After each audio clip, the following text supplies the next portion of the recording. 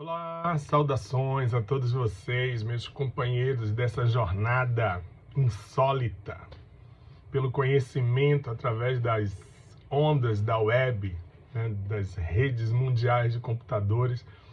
É o que está dando para a gente fazer e está funcionando, viu, galera? E o conhecimento tem que ser gerado, não tem jeito, vamos nessa, que vai ser massa. Vamos continuar nossos estudos sobre a China contemporânea. Eu queria lembrar vocês que logo após a vitória da Revolução, né? Logo depois que a China se converte num país socialista, em 1º de outubro de 1949, inevitavelmente houve uma aproximação entre a China e a União Soviética. Essa relação entre Mao e Stalin, que nunca foi uma relação muito tranquila, mas favoreceu o desenvolvimento econômico da China e o processo de crescimento da economia chinesa, pelo menos durante os primeiros anos.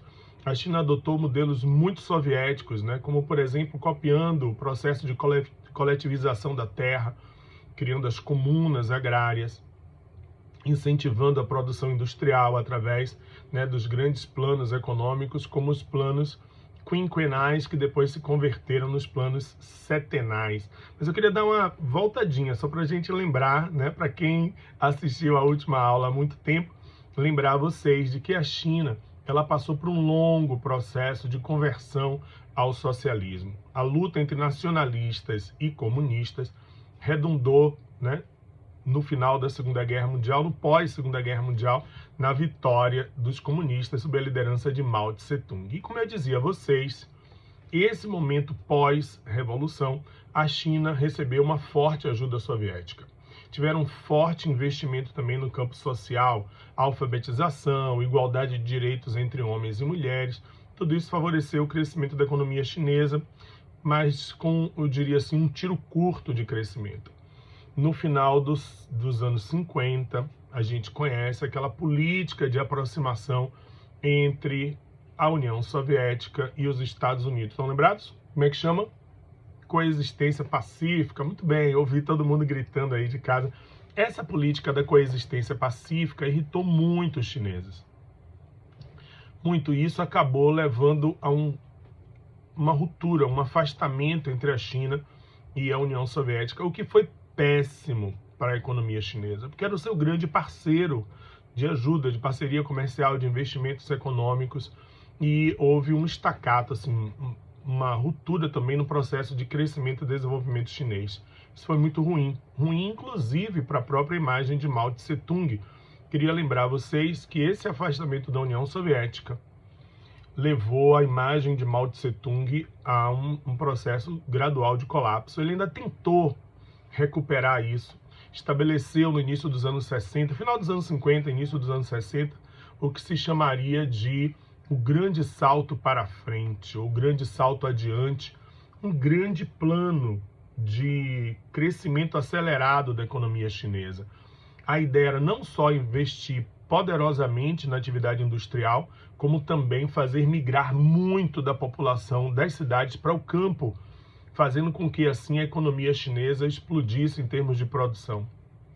Todo aquele ânimo, toda aquela visão otimista do grande salto para frente redundou numa grande queda para trás.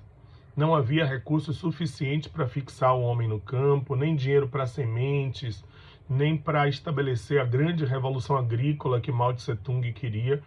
A quantidade de mortos, de fome, foi uma coisa incomensurável. Fala-se de 30 milhões de mortos, a grande fome chinesa no início dos anos 60. Tudo isso enfraqueceu definitivamente Mao Tse-tung. E ele foi afastado do comando do Partido Comunista Chinês. Imagine, o grande líder da revolução, o homem que operou todo o processo que levou a China à vitória em 1949. Em 1966, ano lindo do século XX, muita coisa bacana aconteceu em 1966. Mao Tse-tung, essa não foi, não. Teve outras coisas legais, o nascimento de Tio Rick aqui, por exemplo. Mas em 1966, Mao Tse-tung dá início a um dos grandes desastres ideológicos da história.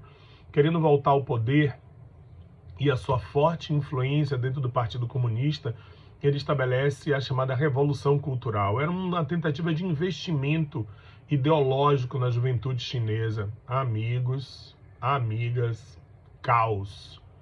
Se transformou numa paranoia coletiva, como é que eu diria assim, um fanatismo político como poucas vezes se viu, nem no Brasil de hoje, se viu uma polarização ideológica tão radical como foi a Revolução Cultural. A ideia de Mao era tentar neutralizar os seus concorrentes através dessa conversão, digamos assim, né, desse aparato ideológico, principalmente envolvendo a juventude chinesa e a educação chinesa. Cara, foi muito ruim. O livrinho vermelho de Mao virou meio que assim, o catecismo da Revolução. Hoje é vendido como souvenir, né, na Praça Vermelha, lá na Praça da Paz Celestial. É vendido como lembrança para aqueles que visitam Pequim, mas acabou virando uma ferramenta de loucura completa, a chamada depuração, que era um culto à imagem de Mao Tse Tung, ao mesmo tempo que você tentava eliminar todo e qualquer opositor. O que deu, pessoal, nisso foi em denúncias, em morte, em torturas, em execuções feitas em praça pública, imagens tenebrosas como essa que vocês estão vendo aí. Pais, tios, professores, colegas, não importa. Denunciou qualquer sinal de que fazia oposição ao governo, ou era o chamado culpado por suspeita, né? Que é aquele indivíduo que não precisa ser do contra, basta parecer que é, para que isso fosse transformado em uma perseguição política sem precedentes na história da China. Caos, amigos. Existia chamada Guarda Vermelha, né? Que eram os chamados comitês revolucionários, encarregados de julgar aqueles... Pô, isso lembra o quê? Fala a verdade aí. Você que já estudou Revolução Francesa, não parece lá o Tribunal Revolucionário durante a fase do terror jacobinista? E não parece aqui no Brasil, né? Os comitês institucionais, os atos institucionais. É sempre assim, todo regime de exceção, ele cria um processo de depuração, né? De perseguição aos opositores, que muitas vezes leva ao caos. Então... Eu trouxe aqui, não posso faltar, né, cara? Eu trouxe uns filmes aqui que eu gosto muito, que tratam sobre esse período da Revolução Cultural. Balzac, a costureirinha chinesa, a história de jovens que são perseguidos porque leem livros de Balzac, que é um escritor francês do século XIX. O Violino Vermelho, é a epopeia de um violino, né? E tem uma parte da história desse violino que se passa durante a Revolução Cultural. Esse aí, o Justiça Vermelha, já é um filme que, assim, mais, sabe, anti-chinês, assim, dessa história dos Estados Unidos, de estar criando o cinema americano, sempre vilões chineses, né? É um pouquinho fora do contexto da Revolução Cultural, mas é interessante. E esse que, para mim, é o melhor de todos, né? O Último Dançarino de Mao, filme premiadíssimo e mostra como foi a perseguição aos artistas durante a Revolução Cultural. No início dos anos 70, a China anuncia que alcançou 1 bilhão de habitantes. No início dos anos 70, a China também anuncia que tem a bomba nuclear. Isso fez com que os Estados Unidos começassem uma aproximação gradual em relação à China. Essa aproximação a gente chama de degelo. Porque era Guerra Fria, sacou? Entendeu, né? Quando esquenta o gelo, o gelo derrete, degela. E daí veio o conceito de degelo. Então você vê foto aí dos líderes americanos visitando a muralha da China, né? E isso...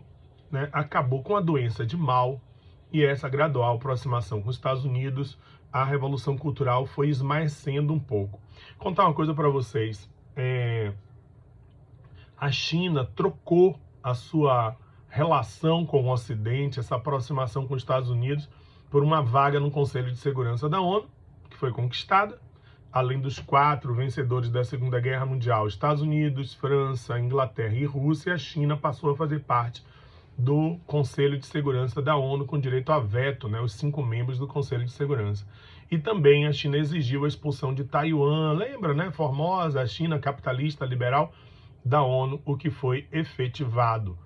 No meado dos anos 70, Mao Tse-tung morre. E a morte de Mao Tse-tung abre uma crise sucessória muito séria. A esposa de Mao Tse-tung, Jiang Qing, junto com 3 fortes membros do Partido Comunista Chinês, assumem um controle do país. E ao assumir o controle do país, iniciam um processo forte de tentativa de voltar ao radicalismo da Revolução Cultural. Não tiveram sucesso. acabaram denunciados por corrupção, tráfico de influência e foram condenados à morte, né?